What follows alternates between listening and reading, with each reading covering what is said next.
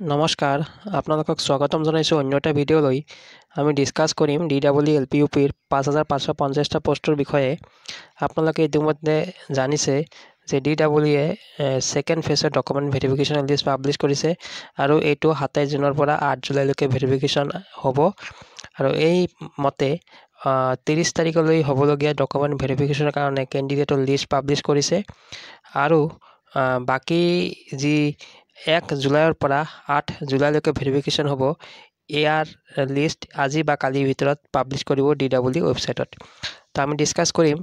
যদি ভেৰিফিকেশ্যন আপোনালোকৰ নাম নাহে বা আপোনালোকৰ যদি ভেৰিফিকেশ্যন নহয় তেনেহ'লে কি আপোনালোকে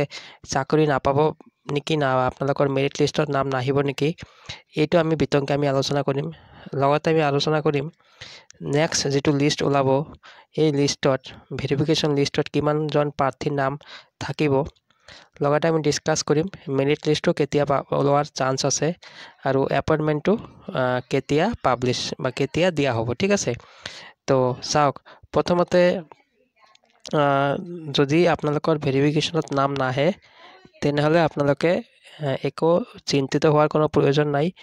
কিয়নো যোৱাবাৰ আমি চাইছোঁ কিছুমান কেণ্ডিডেটৰ নাম ভেৰিফিকেশ্যনত অহা নাছিলে তেখেতৰ ভেৰিফিকেশ্যন হোৱা নাই কিন্তু তেখেতৰ মেৰিট লিষ্টত নাম আহিছে তাৰ পাছত মেৰিট লিষ্টত নাম অহাৰ পাছত তেখেতৰ ভেৰিফিকেশ্যন কৰিছিলে আৰু কিছুমান কেণ্ডিডেট এনেকুৱাও আছে যিসকল ভেৰিফিকেশ্যন কৰিছিলে তেখেতৰ মেৰিট লিষ্টত নাম অহা নাই গতিকে ভেৰিফিকেশ্যন নহ'লে যে আপোনাৰ মেৰিট লিষ্টত নাম নাহিব এইটো তেনেকুৱা কোনো কথা নহয় আপোনালোকে পজিটিভ থিংকিং ৰাখিব যদি আপোনালোকৰ নাম অহা নাই ভেৰিফিকেশ্যনৰ কাৰণে বা আৰু এটা যেটো লিষ্ট ওলাব তাতেও যদি আপোনালোকৰ নাম নাথাকে বা ভেৰিফিকেশ্যন নহয় আপোনালোকে টেনশ্যন ল'ব নালাগে যেতিয়ালৈকে মেৰিট লিষ্ট নোলায় তেতিয়ালৈকে আপোনালোকে পজিটিভ থিংকিং এটা ৰাখিব ঠিক আছে তো এতিয়া আমি আৰু ডিছকাছ কৰিম যে পৰৱৰ্তী যেটো লিষ্ট ওলাব ডকুমেণ্ট ভেৰিফিকেশ্যনৰ লিষ্ট এইটো আজি বা কালিৰ ভিতৰত ওলাব আৰু আমাৰ এইটো DEEৰ পৰা এটা মিডিয়াৰ সন্মুখত আমাৰ সৰঞ্জনা বাইদেউ এইটো মন্তব্য দিছে আজি বা কালিৰ ভিতৰত সেকেন্ড লিষ্টটো ওলাব ভেৰিফিকেশ্যনৰ কাৰণে তো ইয়াতে কিমানজন কেণ্ডিডেটৰ নাম থাকিব চাওক যেটো 27 জুনৰ পৰা 30 তাৰিখলৈকে ভেৰিফিকেশ্যন হ'ব এই 4 দিনীয়া ভেৰিফিকেশ্যনত প্ৰায় অলমোষ্ট 1600 কেণ্ডিডেটক মাতিছে তো ঠিক তেনেদৰে 1 জুলাইৰ পৰা যদি 8 জুলাইলৈকে ভেৰিফিকেশ্যন হয় ইয়াতে 7 দিন বা 8 দিনৰ এটা ভেৰিফিকেশ্যন হ'বলৈ গৈ আছে গতিকে আমি ক'ব পাৰি ইয়াতে প্ৰায় 2500 পৰা 3000 কেণ্ডিডেটৰ আৰু ভেৰিফিকেশ্যন হ'ব ঠিক আছে 2500 পৰা আৰু 3000 কেণ্ডিডেটৰ ভেৰিফিকেশ্যন ইয়াতে কৰা হ'ব তো আপোনালোকে ওয়েট কৰক আজি বা কালিৰ ভিতৰত লিষ্টখিনি আহি যাব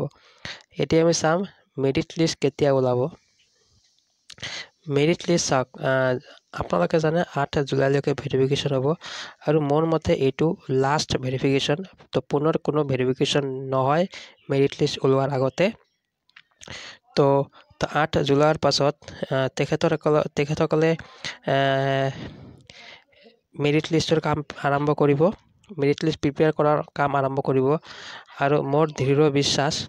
যে জুলাই মাহৰ লাষ্টত নহ'লে আগষ্ট মাহৰ ফাৰ্ষ্টত merit list first provisional merit list ওলোৱাৰ পূৰ্ণ সম্ভাৱনা এটা আছে কিয়নো আমি জানো যে বিভিন্ন সংবাদ মাধ্যমত মুখ্যমন্ত্ৰী ডাঙৰীয়াই কৈ আছিল যে অক্টোবৰৰ 10 তাৰিখে এপইণ্টমেণ্ট দিয়া হ'ব যদি অক্টোবৰৰ 10 তাৰিখে এপইণ্টমেণ্ট দিয়া হয় তেনেহ'লে জুলাই বা আগষ্ট মাহত ভেৰিফিকেশ্যন জুলাই বা আগষ্ট মাহত মেৰিট লিষ্ট পাব্লিছ কৰিব ফাৰ্ষ্ট প্ৰভিজনেল মেৰিট লিষ্ট আৰু আপোনালোকে জানে DEE কেইবাটাও প্ৰভিজনেল মেৰিট লিষ্ট ওলায় ছেপ্টেম্বৰ গৈ লাষ্টত এটা ফাইনেল মেৰিট লিষ্ট ওলাব আৰু ফাইনেল মেৰিট লিষ্ট ওলোৱাৰ পাছত অক্টোবৰৰ 10 তাৰিখে এপইণ্টমেণ্ট দিয়া হ'ব ঠিক আছে যিখিনি বস্তু মোৰ নলেজত আছে সেইখিনি আপোনালোকৰ সন্মুখত শ্বেয়াৰ কৰিলোঁ আপোনালোকে কি ভাবে কমেণ্ট কৰিব কেতিয়া মেৰিট লিষ্ট ওলাব পাৰে তো ভিডিঅ'টো আমি ইমানতেই ৰাখিব বিচাৰিছোঁ আৰু দীঘলীয়া কৰিব নিবিচাৰিছোঁ তো আপোনালোকে